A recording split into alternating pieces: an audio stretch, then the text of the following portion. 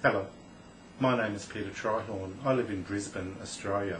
I'm a psychologist of many years' experience working with children and adolescents who present with a wide range of social, emotional and mental health disturbances, from the moderate range to the quite severe. Over the years I've seen a large number of children who have existing diagnoses of autistic spectrum disorder or Asperger syndrome.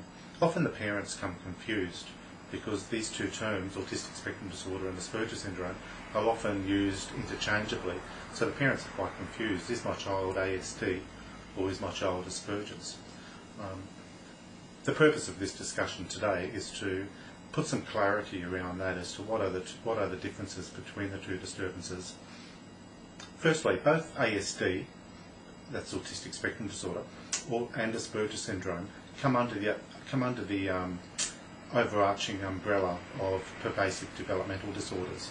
The three main areas of deficits with ASD is their social communications, which means they have difficulties understanding the social nuances,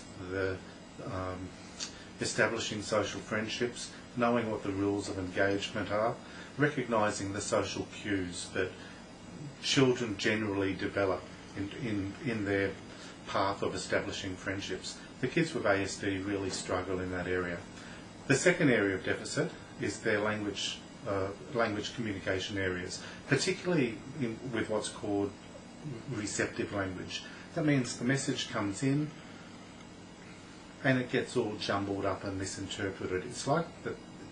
It's similar to having a loose wire in the neural pathways.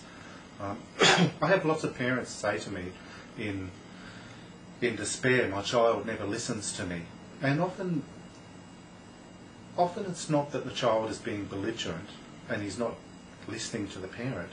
It's that the message is being all decoded and misinterpreted and jumbled up, and he doesn't understand the message. Hence the need to be very short and concise and succinct with the messages that you give the children with these difficulties. The third area of delay with children with ASD is their imaginative play.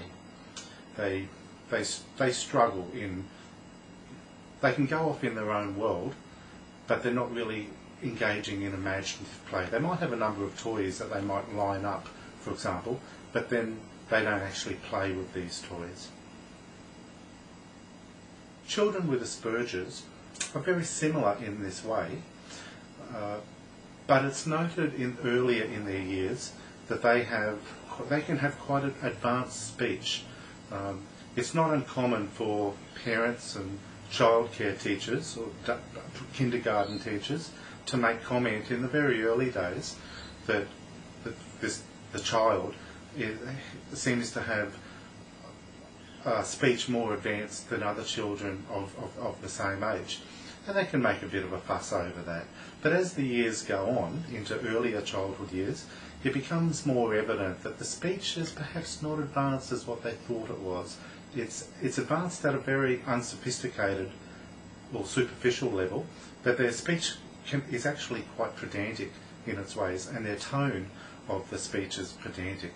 They can be standing up close, speaking very loudly in another child's face, right up to their face, and they can be very pedantic in their speech.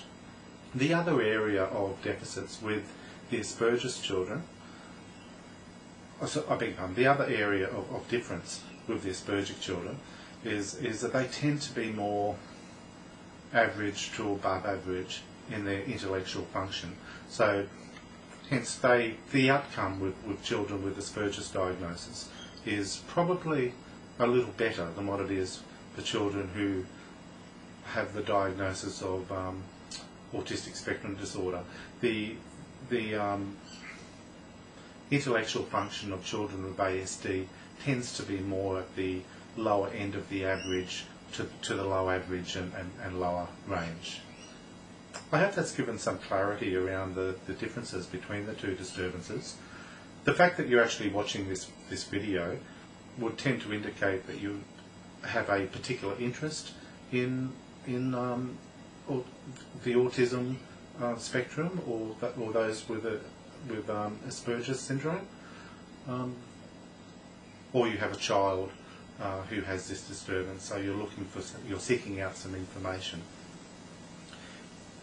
As with any childhood disorder, the earlier the intervention, the better the outcomes.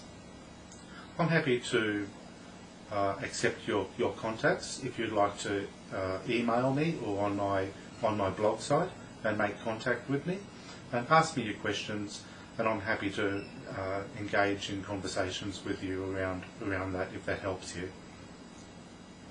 Thank you for the opportunity to express my views to you.